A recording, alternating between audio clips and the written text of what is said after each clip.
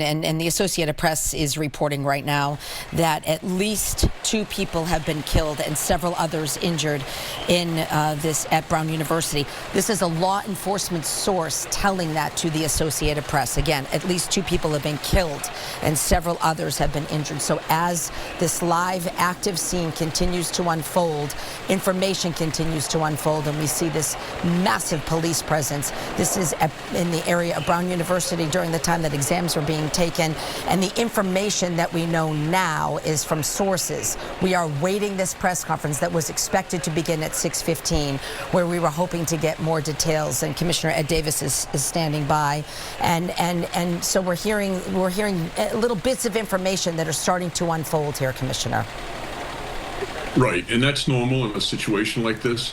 But I will stress that with the misinformation that's been put out there, it even puts more pressure on the public officials to get that under control. And it's their responsibility to get up there and to be honest with people, not to disclose things that are part of the investigation or that may put people in danger or affect the case. But it's really important that people understand if there's still an active shooter on the run, if people should be hunkering down and concerned about further incidents happening, and you know, it's hard to talk about fatalities and casualties until next of kin have been notified. But you can point people in the right direction without disclosing anything inappropriate. So I think there's a real responsibility around that. And then, you know, at the same time, they've got to prosecute a search for a very dangerous individual, a mass murderer possibly, someone who's heavily armed possibly.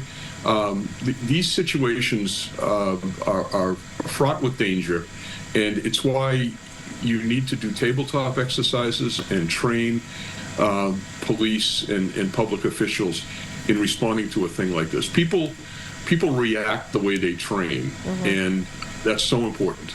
You know what I think when I look at this as well too, Commissioner, you just think about the parents who may have kids there, and you're in this situation where you just feel so helpless, and you're looking at these images and you say, you know, where do I go? What do I do? Who do I call? And then you panic and you don't know what to do, and that is just one of those situations where you can't even imagine that people will go through this, and now we have confirmation through 2 Associated Press sources that at least 2 people are dead. I mean, this is difficult when you watch this whole thing unfold. It truly is.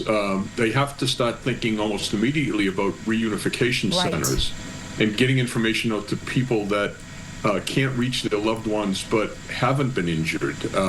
So the upset is just enormous. And all of those people are going to require some psychiatric or psychological services in the future.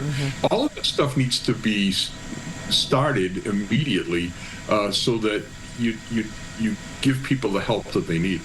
And you mentioned, of course, task number 1 is to apprehend the shooter or shooters who committed this act. But also, as Maria was saying, this is very emotional.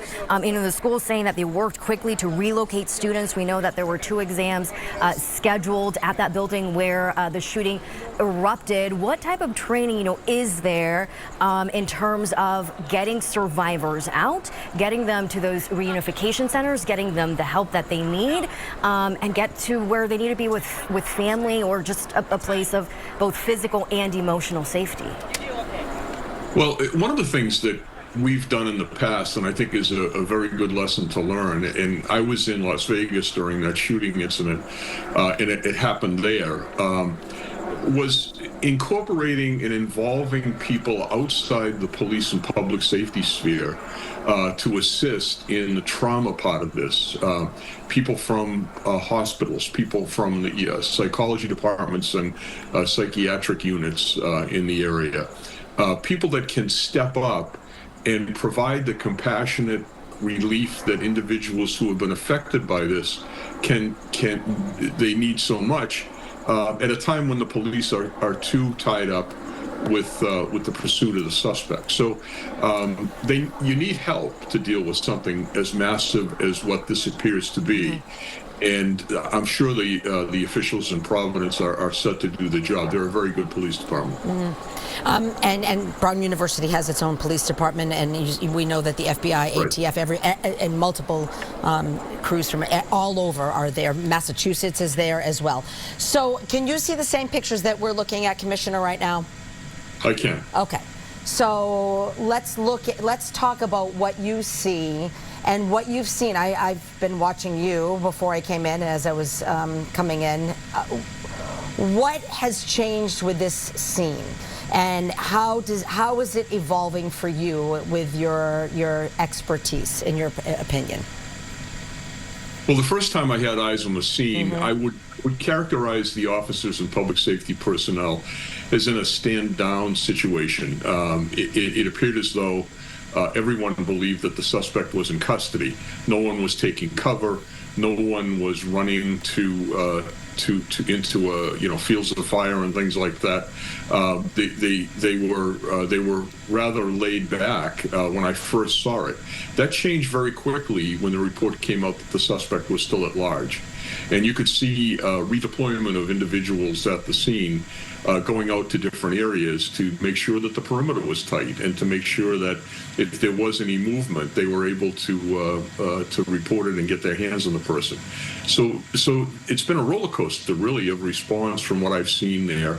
Right now, it appears as though they are spread out in a wider and wider arc around Brown University, which comprises a good part of the downtown of Providence, similar to BU here in Boston. Now, what does that tell you? Sorry to interrupt, but what does that tell you that it's wider and wider? And we can see the helicopter footage here of just how extensive that presence is. Right, and you'll see, first of all, you'll see a perimeter and sort of people who are looking inward, and then you'll see ambulances and emergency personnel driving very quickly out of the scene to get to the hospitals. They'll sometimes have police escorts, and then as the scene goes on, the perimeter gets wider and wider based upon reports and based upon the latest evidence that they have. Very hard to tell exactly what's going on there, but from that helicopter shot, this is a very, very wide crime scene. And it gets more complex when that happens. It gets more dangerous for not only for the public safety personnel, but also for other people that are in the area. This is sort of a military-style lockdown of that neighborhood, and people have to comply with the orders that they're getting. So it's a very tense situation right now. All right, Commissioner Ed Davis, thank you so much. We appreciate all your wisdom and everything that you're guiding us through here. We do. Yeah, Commissioner, thank you so much.